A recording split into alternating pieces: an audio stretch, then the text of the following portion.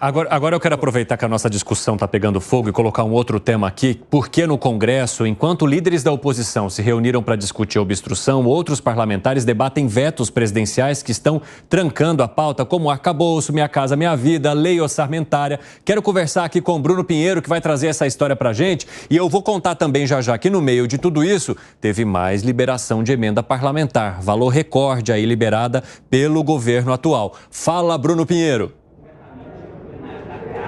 Estica e puxa, né? É o que a gente está acompanhando aqui no Congresso Nacional, de fato, essa articulação. E agora esta sessão do Congresso que iniciou nesta quarta-feira, 29 vetos e 2 vetos partes já foram derrubadas, e o que é uma derrota para aliados do governo, inclusive ali um que é sobre as ferrovias, que atingia diretamente o estado de Minas Gerais. Ontem nós já havíamos antecipado a informação que haveria uma reunião com a oposição para de fato fortalecer esta obstrução aqui no Congresso Nacional, lá na Câmara dos Deputados, que estava muito forte já na verdade, e agora começa a ganhar força também aqui no Senado. Somente um acordo que vai levar isso a acabar, a encerrar esta obstrução. Eu fiz um rascunho, na verdade, aqui, Evandro, que é para realmente chegar ao quê? A assuntos que são sensíveis para a oposição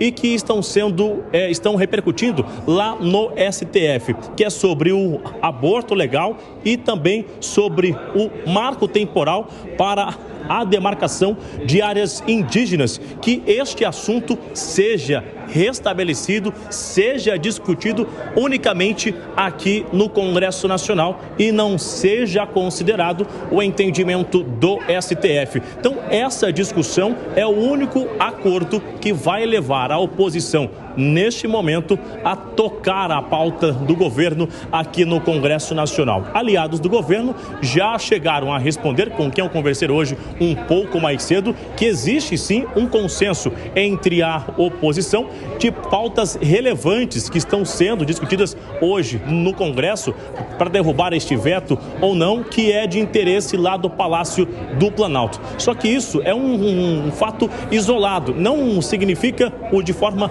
unânime a obstrução, ou seja, alguns no meio do caminho já voltaram atrás e outros estão fortalecendo cada dia mais essa ideia de obstruir a pauta do governo no Congresso Nacional. Então, até agora, não existe um acordo exato. A obstrução vai continuar. Evandro. Muito obrigado pelas informações, Bruno Pinheiro. Já quero jogar esse tema também para o nosso debate.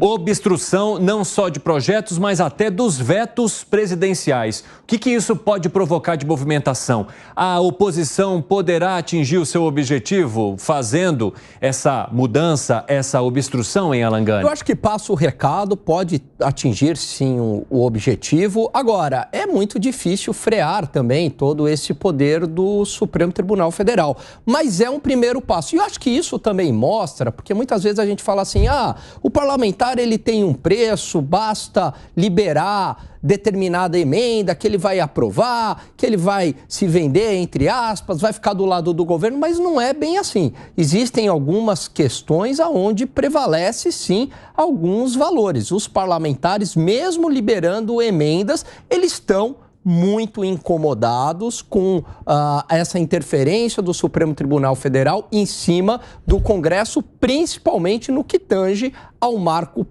temporal, né, ao fim do marco temporal, que fere diretamente o direito de propriedade. O presidente da Câmara, Arthur Lira, disse que esse movimento pertence à minoria e vamos ver o que mais ele contou sobre isso. A obstrução é um instrumento da minoria ou de qualquer partido político ou de qualquer parlamentar, quando não concorda com um tema ou quer chamar a atenção para outro. Então, absolutamente democrático. Se a obstrução tiver êxito, ganha. Se não tiver êxito, as pautas andam. Eu, como presidente da casa, sempre vou ouvir a todos. Lira dizendo ali que vai ouvir a todos e que sim, esse movimento ele é institucional. Como é que você avalia, hein, Gustavo Segré? Seria como uma greve formal, oficial. De alguma maneira, só que não atrapalha todo mundo. Atrapalha somente aquele que está sendo destinado a ser atrapalhado. E nesse caso em particular tem uma mensagem muito clara, né, dessa frente que disse nós estamos descontentes, estamos frustrados. Então, obriga, de alguma maneira, a sentar uma mesa de negociação. O Lira explicou perfeitamente. É válido e quando alguém não está de acordo ou quer uma negociação. Então, me parece que está perfeito. Por isso nós estamos falando disso. Se não for relevante, a gente não teria nem incluso na pauta. Ô Piperno, você acredita nos motivos que são apresentados pela oposição para conduzir esse movimento? Veja, independentemente da minha crença nos motivos ou não, eu tenho muitos motivos, inclusive, para discordar da oposição. É, como disse o presidente Lira, um instrumento legítimo. Todo mundo, em algum momento, já trabalhou por alguma obstrução. As facções, os setores políticos, eles mudam de lugar. Quem é governo hoje era oposição antes e já fez isso no passado. Então, em relação a isso aí, é normal. Agora, tem, obviamente, outros interesses que eles não são tão evidentes assim, né? Não estão aí aflorando em muitos debates, mas eles ajudam a conduzir para esse estado de coisa. Por exemplo, o congelamento lá no Senado da mini-reforma eleitoral. A Câmara está muito incomodada com isso também. E aí ela pode, inclusive, obstruir pautas que já passaram pelo Senado antes. Outra coisa, recomendo a leitura de uma entrevista que o deputado doutor Luizinho, do PP do Rio de Janeiro, novo líder do PP, concedeu ao jornal Estado de São Paulo, saiu hoje, ele fala, olha, vou ter espírito colaborativo com o governo. Ele está assumindo a vaga do Fufuca com o mesmo espírito colaborativo. Ou seja, pagou, levou. Agora o Alan tem razão em algumas coisas.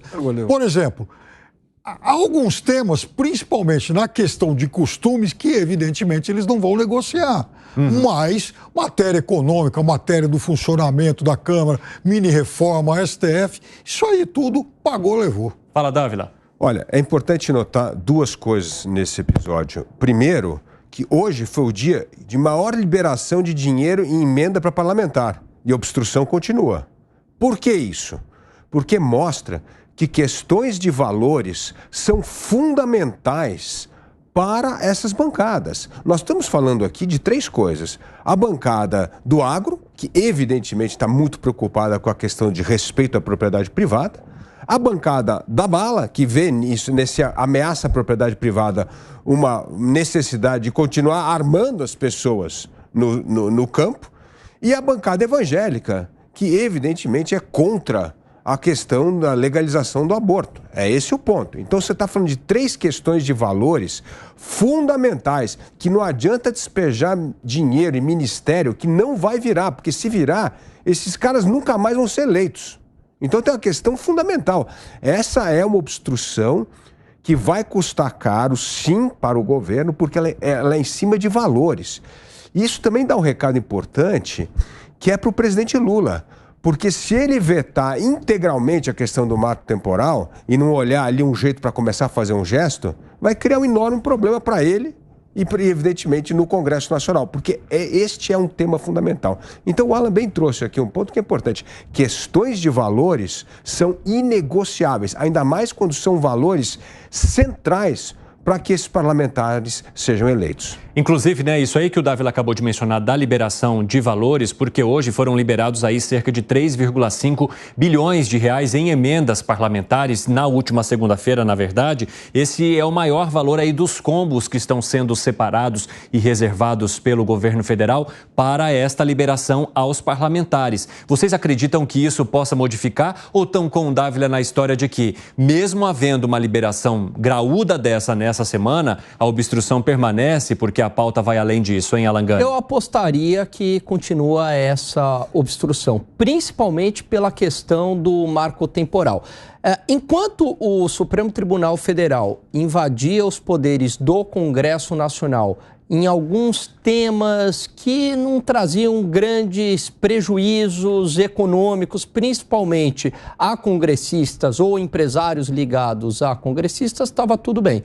Mas esticaram muito a corda, entraram nessa questão do marco temporal e isso coloca em xeque, né, claro, o direito de propriedade. E aí fere os interesses do agronegócio, que é um setor que é muito organizado no país. Então, acredito que continua essa obstrução enquanto continuar essa questão do marco temporal. Que foi, Piperno? A obstrução, ela é muito ruim também para o presidente Lira. É óbvio que, à medida em que ele quer tocar para frente algumas pautas e há essa, enfim, obstrução, ele também é indiretamente, o poder dele também pode ajudar a nomear gente para a Caixa Econômica Federal.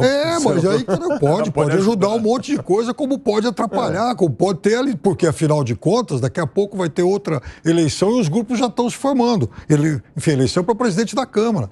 Então, é importante para ele também desobstruir essa pauta logo. E o governo tem sim o poder da caneta, é verdade, assinou 3,5 bilhões em emendas, a conta já vai para 24 esse ano, pagou 9 acordadas pelo governo passado, os 4 primeiros no ranking de recebimento de emendas aí ontem, os 4 primeiros partidos são PL, PSD, PP e depois o PT, então provavelmente isso também vai atenuar o rigor aí de alguns parlamentares. Que foi, Segre? Eu acho que sentiram o gosto, os parlamentares sentiram o gosto, dizendo, se eu fico tenso e coloco complicações, sai emenda para mim, sai cargo para mim, e o problema é que agora o governo ficou refém dessa metodologia que ele mesmo instrumentou. Para trazer gente na base aliada, ele repartiu cargos, repartiu dinheiro, e agora a dúvida é, será que mesmo dando dinheiro e cargos eu vou ter o que eu preciso?